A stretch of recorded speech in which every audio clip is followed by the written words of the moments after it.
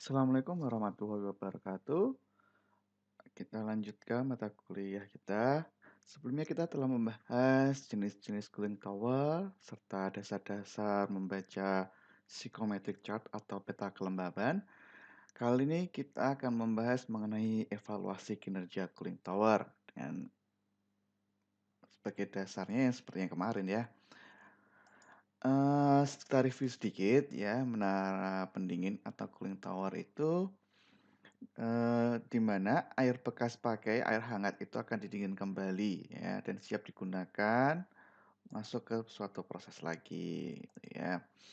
Pendinginan air pendingin yang hangat terutama akibat sebagian kecil menguap, dari air dingin itu atau yang kita sebut dengan evaporative cooling gitu ya. Jadi ini bagiannya ya, dari air hangat dari proses heat exchanger di plant masuk ke dalam cooling tower, didinginkan oleh air dingin, kemudian nanti akan menjadi dingin lagi. Tuh, pendinginan ini disebabkan karena sebagian penguapan, dari air itu sendiri. Kemudian kita tinjau dari neraca massa energi ya. Dari sini kita akan meroleh neraca massa uap air udara. Nah, jadi massa uap air udara itu massa udara dikalikan perubahan kelembaban ya, perubahan kelembaban atau humiditas dari udara lembab dikurangi dengan udara keringnya. Itu nanti kita dapat massa air yang menguap.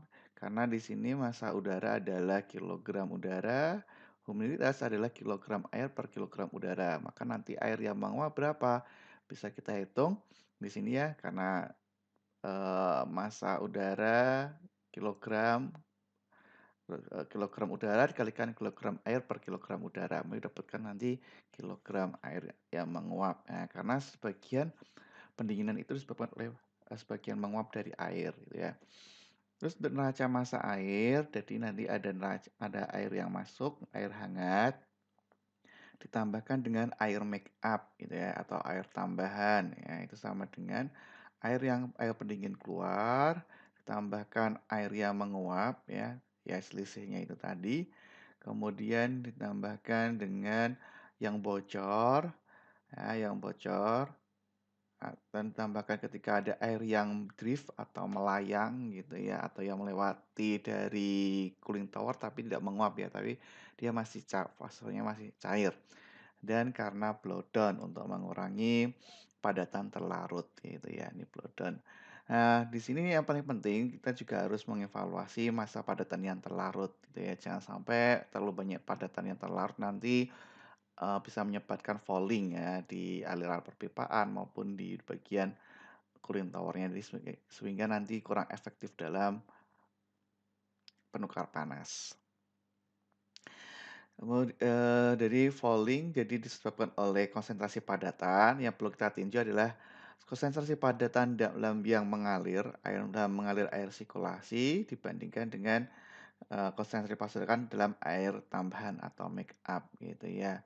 Nanti ada parameter yang namanya cycle of concentration, yaitu perbandingan antara konsentrasi padatan yang tersirkulasi dibandingkan dengan eee, konsentrasi padatan terlalu dalam air make up. Tentunya nanti ya air make up harus lebih kecil ya dibandingkan air sirkulasi. Nah, dengan adanya cycle of concentration ini nanti akan mempengaruhi yang pertama blow down gitu ya, mempengaruhi blow down, mempengaruhi jumlah air make up gitu ya, karena mempengaruhi padatan yang terlalu dalam air sirkulasi. Nah, dari sini tadi ya, kalau udah dapat mengetahui C tadi, cycle of concentration, maka bisa kita menghitung kebutuhan air make up. Nah, gitu ya. Kebutuhan air make up itu dari C kalikan massa air yang menguap, kurangi C-1 gitu ya. Atau dari S-ME per S/SM. Banyaknya air yang dibuang juga bisa kita hitung dari sini ya. ME minus C-1 dikalikan MD plus MP per C-1. Nah, jika MD dan MB 0, maka nanti massa blow down itu hanya dipengaruhi oleh ME per C-1. Nah, ini kenapa banyak kalau literatur hanya menampilkan ME per C+1 ya, atau massa evaporation per C-1 gitu ya. Ada yang menyebutnya COC, ada yang menyebutnya C. Oke. Nah, namun kadang kita tidak bisa menghitung atau menentukan massa udara untuk menghitung massa evaporation. Biasanya kita dekati dengan neraca energi atau neraca entalpinya gitu ya, massa air yang menguap.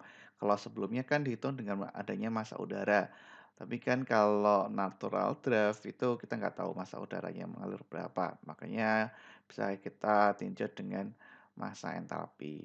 Nah, nanti massa udara ini, MU ini kita substitusi dari persamaan yang pertama tadi ya.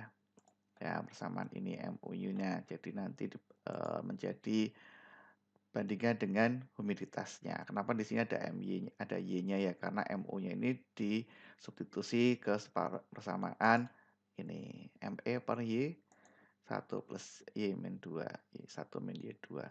Nah, itu ya. Ini adalah entalpi udara kering keluar ya, udara lebih lembab. Nah, satu itu yang lembab, dua ini yang kering gitu ya. Kalau air berarti ini kalau T1 sama juga ya. Kalau bagian atas di sini kan satu satu 2 2. Oke, sebenarnya kalau berapa sih sebenarnya yang hilang karena drift atau bocor karena adanya angin ya. Kalau drift itu karena kena angin gitu ya. Windage losses ya, karena drift yang melayang, karena atau yang bocor lihat bawah, tergantung dari jenis cooling towernya. Kalau paling besar itu adalah yang spray pons, gitu ya, 1 sampai 5%. Kalau natural draft 0,3 sampai 1%, sedangkan mechanical draft itu 0,1 sampai 0,3% ya. Ini jenis yang spray, ini yang natural, ini ya contohnya untuk yang mechanical. Nah, sekarang kita masuk ke kinerja menara pendingin arah cooling tower. Jadi sebenarnya kinerja cooling tower itu yang paling penting ada tiga ya, ada range, approach, dan effectiveness atau efisiensi pendinginan. Apa itu range? Range itu adalah selisih temperatur pendingin masuk terhadap yang keluar. Range ini mencerminkan beban pendinginan atau jumlah panas yang diserap oleh air pendingin. Karena ini ya dari range itu adalah T in, T hot in dikurangi T cold out gitu ya. Jadi TH min TC atau sama dari tadi T1 min T2. Kan kalau beban pendinginan itu apa? Q sama dengan MCP delta T. Nah, beban pendinginan karena MCP sama delta T, maka range itu mewakili beban pendinginan gitu ya dalam kinerja cooling tower. Sedangkan approach itu adalah selisih antara temperatur air pendingin keluar dengan temperatur bola basah udara. Jadi antara temperatur air pendingin, nah ini ya T cold out dikurangi dengan T wet bulb dari udara kering yang masuk ya gitu ya. Ada udara masuk sebelum ya udara masuk ke cooling tower. Itu kita ukur T wet bulb-nya. Kemarin kita udah mempelajari ya temperatur bola basah itu kayak gimana ya. Nah, kalau yang terakhir baru adalah efisiensi pendinginan. Secara teori, air pendingin dapat didinginkan hingga mencapai temperatur bola basahnya. Jadi kalau efisien sampai sini berarti adalah nanti 100% ya, tapi kan nggak mungkin ya. Eh, tapi kenyataan tidak selalu tercapai. Dari kenyataan ini maka ada namanya efisiensi pendinginan. Jadi effectiveness atau efisiensi pendinginan itu range per range plus approach-nya. Jadi nanti kalau kita kita substitusi persamaan-samaannya menjadi T1 min T2 per T1 min T wet bulb-nya. Gitu ya. Langsung saja kita ke contoh soal. Ini air pendingin disirkulasikan dalam pabrik dengan laju 150 kg per jam. Temperatur air pendingin masuk pabrik 30 derajat Celcius, keluar 45.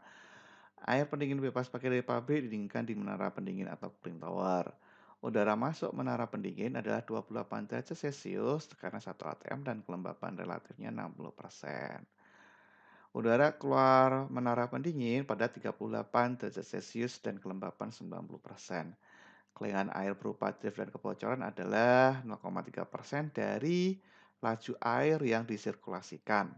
Konsentrasi padatan terlarut dalam air di sirkulasi maksimum 2000 ppm. Nah, jadi kalau lebih dari 20 ppm harus segera di-blowdown gitu ya. Sedangkan konsentrasi air tambah gitu ya, air make up, konsentrasi padatannya adalah 500 ppm. Yang pertama, hitunglah banyak air yang menguap dari ME. Kemudian hitunglah efisiensi pendinginan, berarti effectiveness. Kemudian hitung laju alir blowdown dan air make up atau air tambah dan hitung laju alir udara gitu ya. Oke, kita bersamaan Mas, bersamaan ya. Kita gambarkan dulu ya. Kita gambarkan dulu ya tadi ini air masuk 45 derajat Celcius, air keluar 30 derajat Celcius. Terus udara masuk 28 derajat Celcius, RH-nya 60%.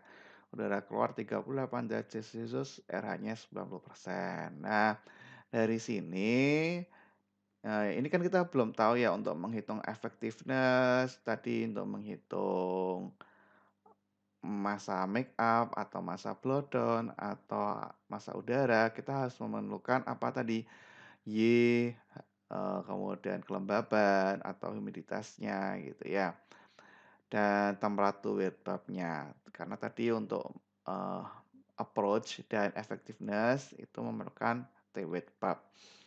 Ya, jadi pertama kita menggunakan lagi schematic chart ya pada 28 derajat Celcius dan RH 60%. Dari ini nanti kita, eee baca T-wet-nya berapa, kemudian humiditasnya berapa, dan entalpinya berapa. Masih ingat kan ya kemarin cara membaca schematic chart?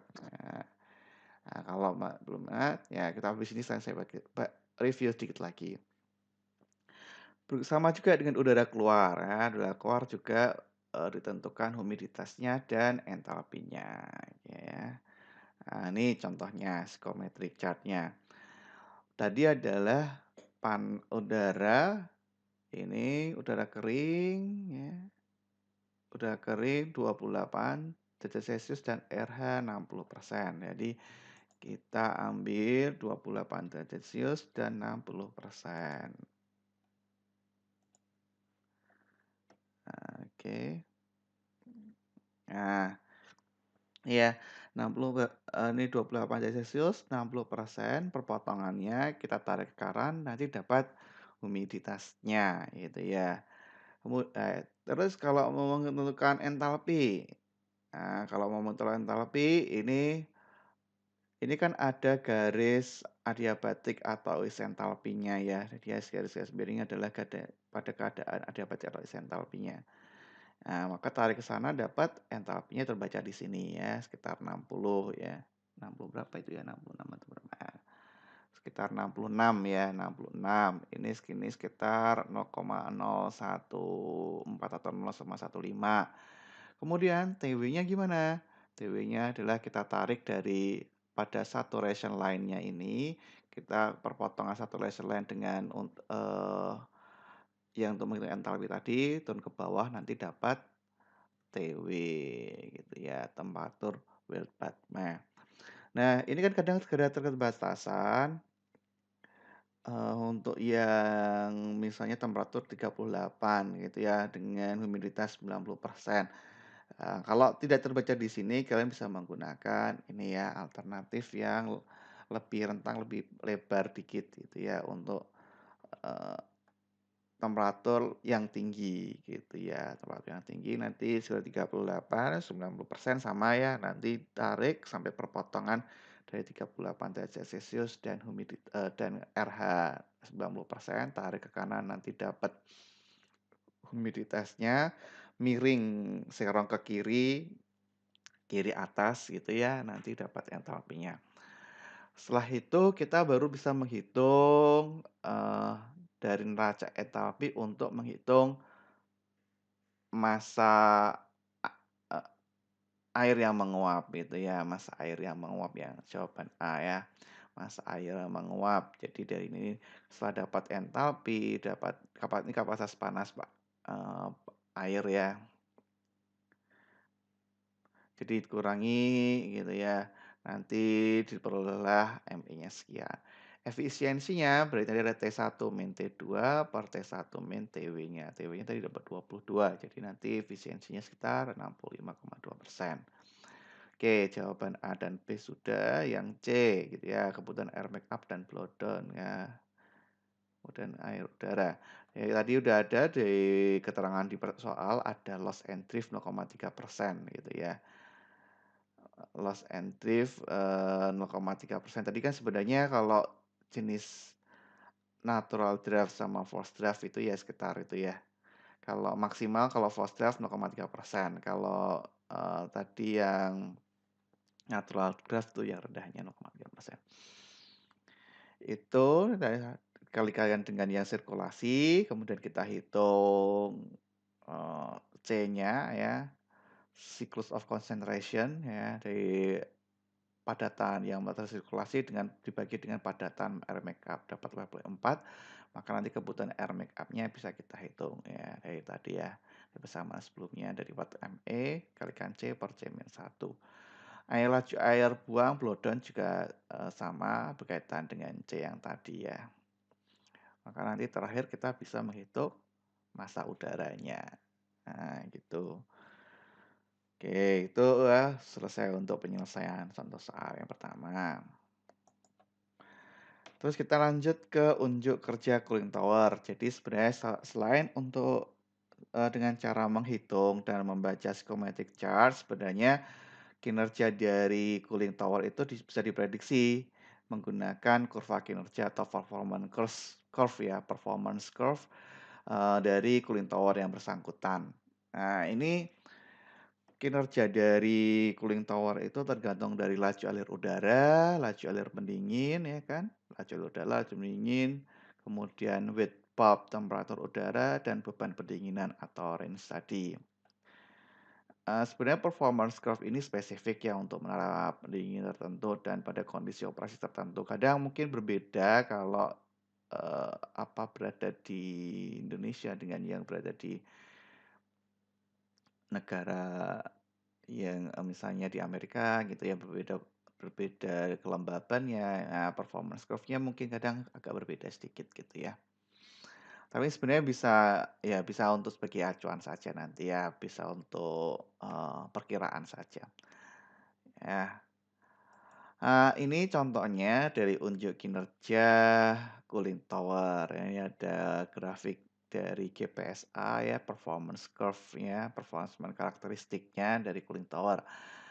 Misalnya ini ya, ini contohnya di sini nih sebelah kiri ini adalah temperatur dingin pendingin ya, temperatur air dingin, ya, temperatur air dingin. Yang grafik ini adalah wet bulb temperatur ya gitu. Terus yang sebelah sini adalah range ya. Ya, range itu adalah bentuk beban pendinginan dan di sini ada performance factor gitu ya, performance factornya. Nah, faktor performance-nya gitu ya. Coba saya ini ya. Ini contohnya ya, jika beban pendingin di pabrik meningkat dan laju alir tetap, maka range akan meningkat. Nah, misalnya di sini temperatur pendinginnya 30 pertama ya. Kita tentukan dulu performance vektornya berapa gitu ya. 30 misalnya wet bulbnya 25 gitu ya. Kita tarik dari 30 ke 25. Kemudian range-nya berapa? Misalnya perbedaannya beban pendinginan perbedaannya dari 40 ke 30 dari range-nya 10. Jadi kita ketarik ke 10 dapat terus baru tarik ke kanan dapat performance vektornya berapa. Ini sekitar 1,8 gitu ya. Nah, tapi beban pendinginnya meningkat, laju airnya tetap, range-nya pasti akan meningkat gitu ya. Jadi range-nya karena beban pendinginnya beban pendinginannya meningkat gitu ya. Jadi otomatis range-nya meningkat. Jadi misalnya kan Q sama dengan MCP delta T karena Q-nya meningkat pasti delta T-nya meningkat. Misalnya awalnya dari um, 10 ke 15 ya itu ya beban yang meningkat. Jadi kan kegeser ke sini ya. Dari 10 ke 15 range-nya meningkat. Nah, misalnya pindah ke sini ke 15. Kemudian kita turun ke sini, ya, ke weight bulb-nya 25, kemudian tarik ke sana. Maka nanti temperaturnya juga akan meningkat ya, temperatur, water-nya.